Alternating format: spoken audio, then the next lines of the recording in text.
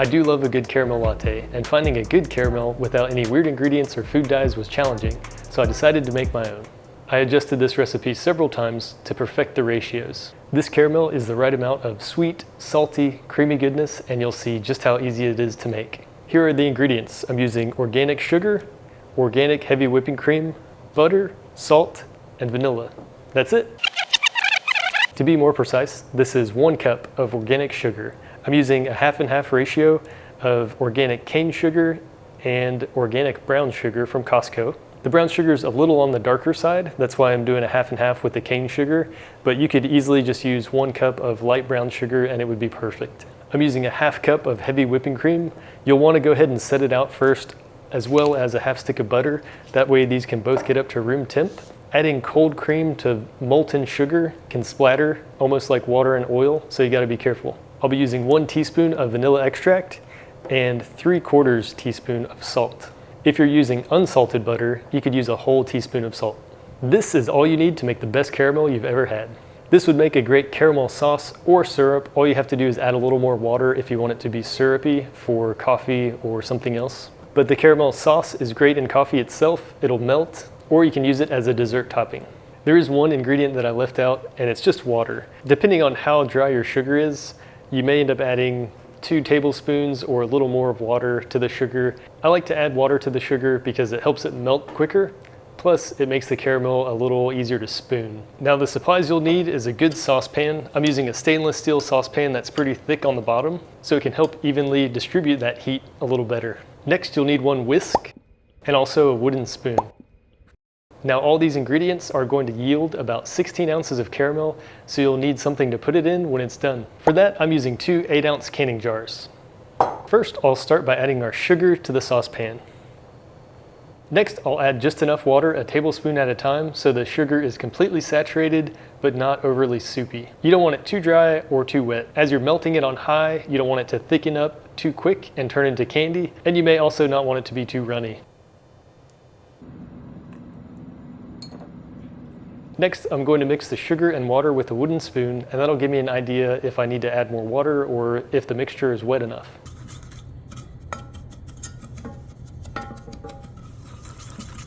All right, now that we've got our water added to the sugar, it's time to head over to the stove and turn this on high. Okay, once this starts boiling, everything's gonna happen really fast, so you wanna have your ingredients handy. After the sugar thickens where we want it to, then we'll add the butter next. So I'm gonna get that ready. The cream is going to go in after the butter, and it's gonna boil for another minute. Once that minute is up, we're going to remove it from the heat and add the vanilla and salt last. If this is your first time making the caramel and you've got some safety glasses close by, go ahead and put them on. Now, I just have an old-fashioned whisk, but if you have one of those cool ones where you can get into the corner of the pot, you may not need the wooden spoon, but I start with the wooden spoon, that way I can scrape the corners of the pot. Okay, I've got my butter on standby, and I've got a silicone spatula, which is gonna help with the whole process. So I found it way easier, not only to add water to the sugar, but to mix the water and the sugar first before even turning it on. We've got everything set up and ready to go, so I think we're ready now to turn the stove on and get this boiling. We're gonna constantly stir it until you notice the sugar start to thicken up. All right, here we go.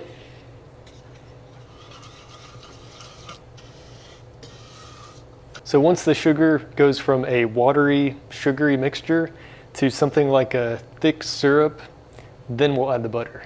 All right, now we just gotta wait, let it boil and thicken up.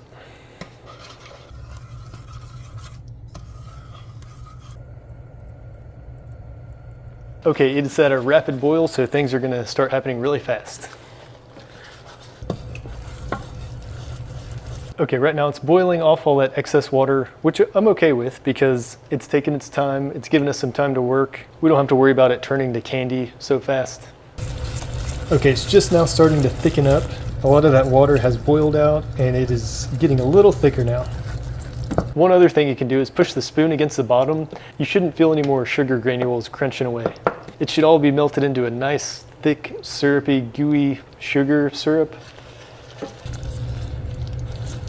So it's not so soupy anymore, it's starting to thicken up a little bit. Okay, now it's really thickening up this time. As you can see, a lot of the water's gone. It is getting thick. I think we're just about at the point where we're gonna add our butter to it. All right, in goes the butter. Scrape all the sugar off the spoon. It's definitely thickening up right now, starting to turn into candy. Carefully drop in the butter. Give it a little stir. All right, now we're gonna whisk in the butter until it's well incorporated.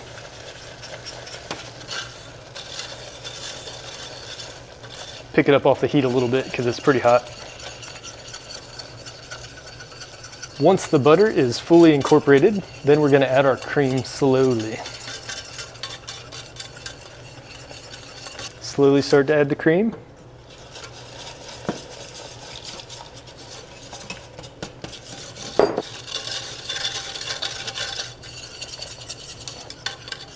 Okay, now we can breathe for a minute.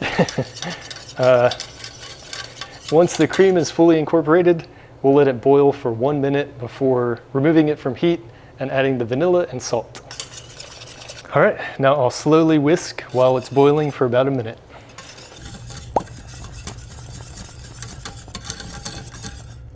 All right, it's been about a minute. I'm gonna remove it from the heat, add our salt and vanilla, very carefully.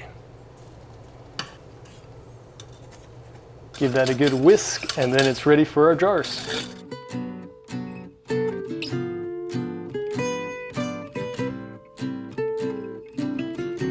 And as it cools, it's gonna thicken up quite a bit as well.